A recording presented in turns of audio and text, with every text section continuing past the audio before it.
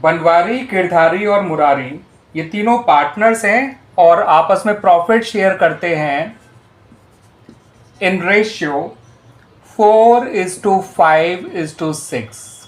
बनवारी, गिरधारी और मुरारी। ठीक है बच्चों।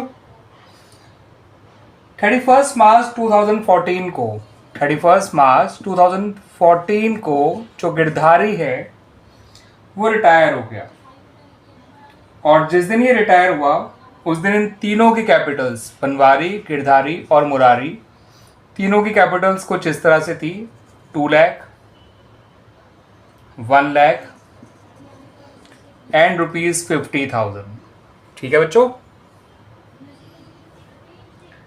गिरधारी के रिटायरमेंट पे जो फर्म की गुडविल वैल्यू करी गई वो है ₹1,14,000। ये पूरे फर्म की गुडविल है बच्चों, ध्यान रखिएगा।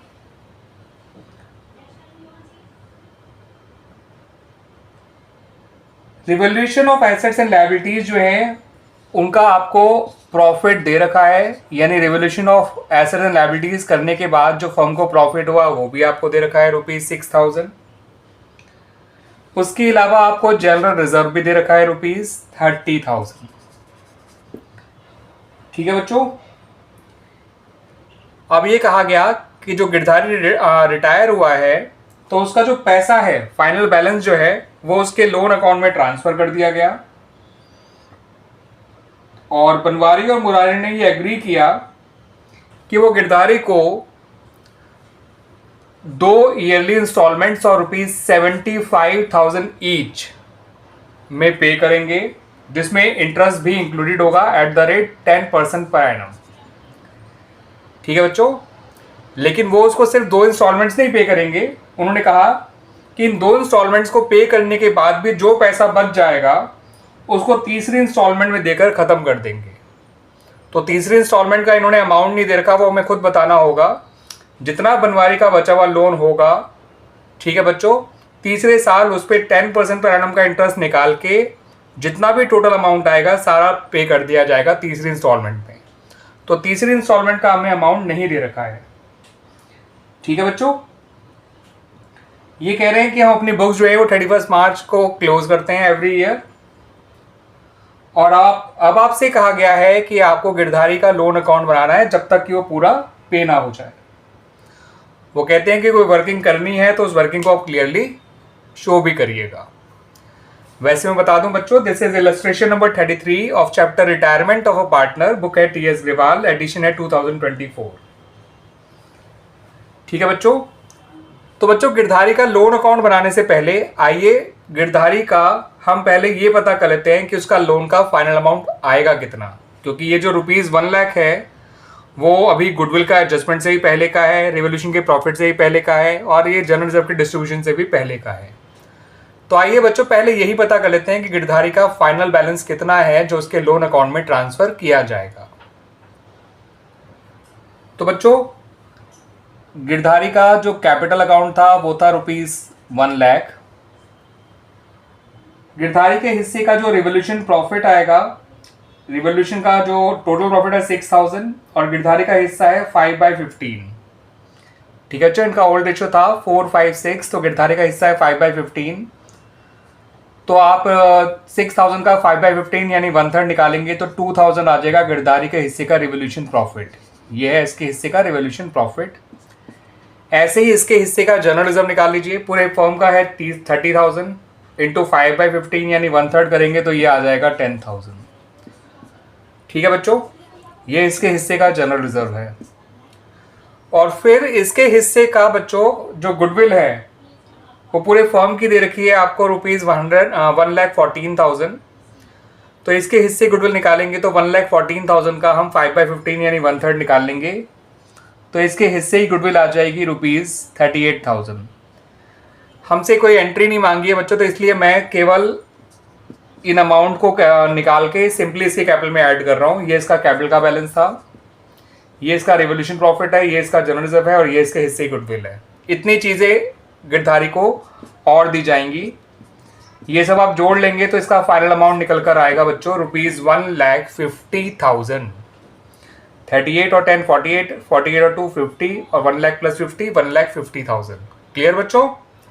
अब हम गिरधारी का लोन अकाउंट बना सकते हैं, तो आइए बना लेते हैं गिरधारी का लोन अकाउंट।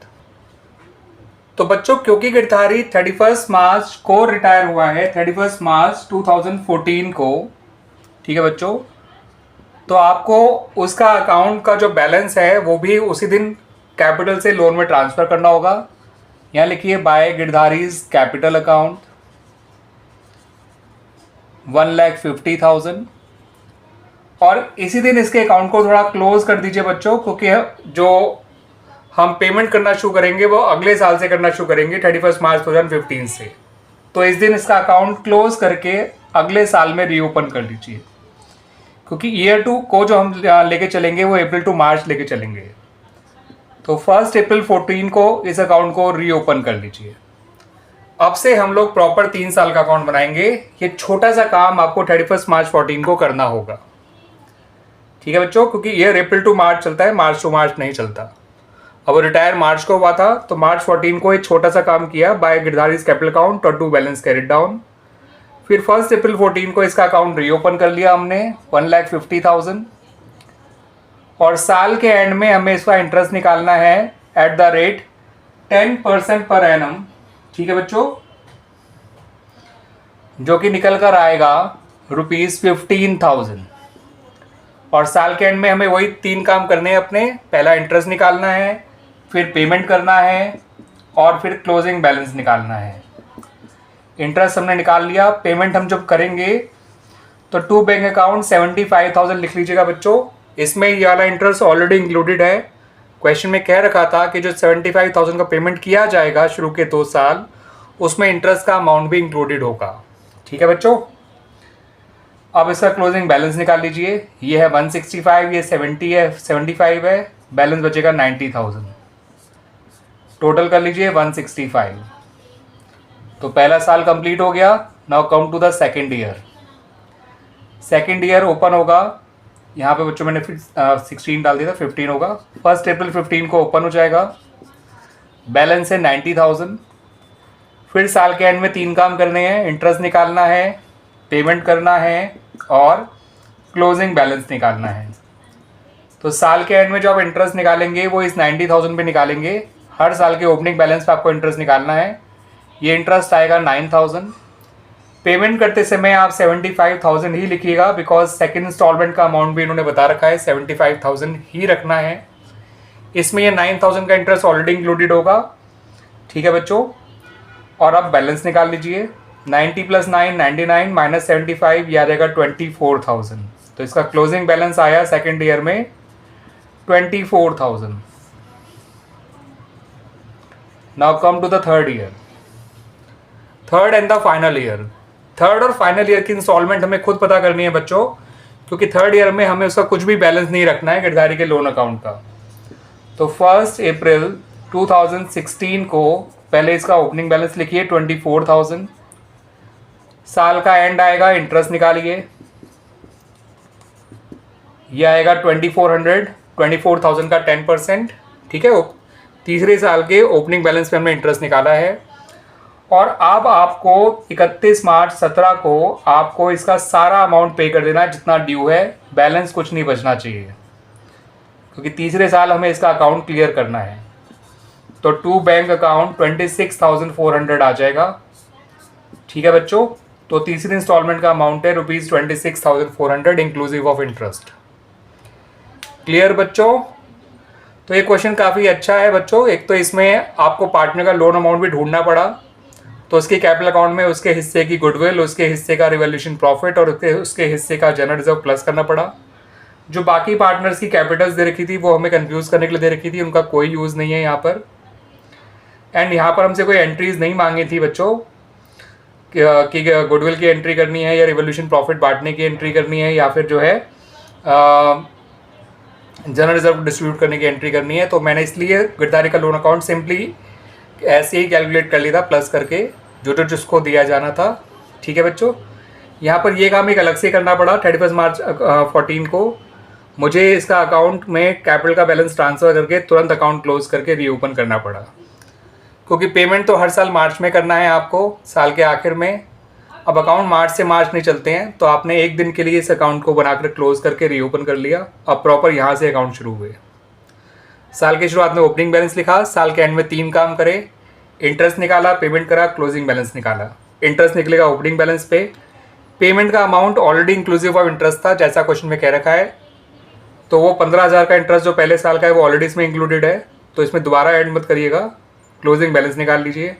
सेकेंड ईयर में ओपन किया आपने ओपनिंग डेट पे, साल के एंड में फिर से 3 काम करे, इंटरेस्ट निकाला, पेमेंट करा और अकाउंट क्लोज किया। इंटरेस्ट ओपनिंग बैलेंस में निकाला है 9,000।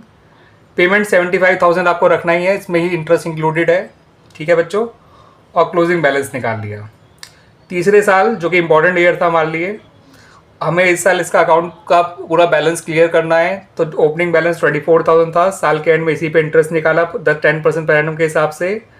पेमेंट आया 26,400, ठीक है। टोटल अमाउंट 26,400 आया, जो पे करना ही करना है हमें, ताकि इसका अकाउंट का बैलेंस निल हो जाए, ठीक है बच्चों।